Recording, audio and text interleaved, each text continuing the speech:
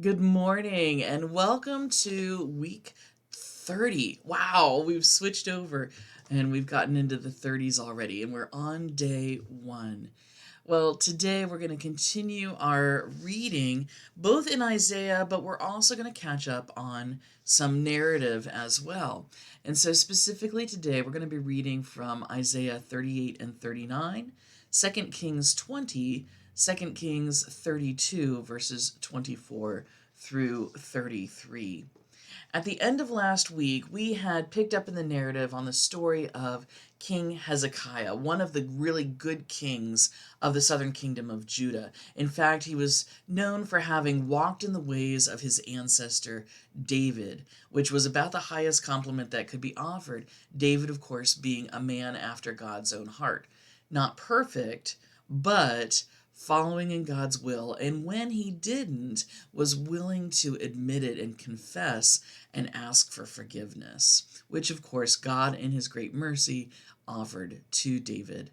Well, Hezekiah, we saw last week, ran into two great crises during his reign. The first of which was battle and the Assyrians, which were a real threat. They had already witnessed the Assyrians come and wipe out the northern kingdom of Israel.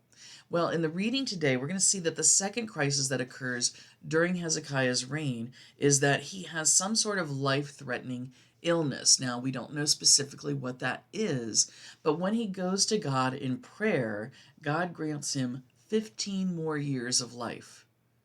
That's a bit of a challenge. What would we do if we knew we had a very specific amount of time before we were to meet our Creator? And this is what Hezekiah does. Now, Hezekiah, for all the goodness of his heart, for the ways in which he wishes to follow God and does so, he did some rather foolish things as well, including at one point envoys from the Babylonian Empire, the great empire to the east of them, come to visit, and he shows them all the riches of his kingdom. He's trying to show off and say, hey, we may be little, but we've got something.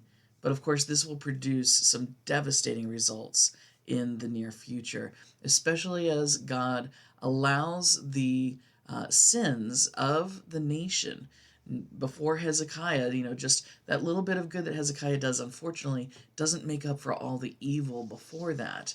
And so there's going to be some devastating results as well there. But I like that idea of what would we do if we knew we only had a certain amount of time left. And for some of us, as we get older, we start to realize that the clock is ticking down. Is that the time for us to rest on our laurels and say, well, I've done enough for God?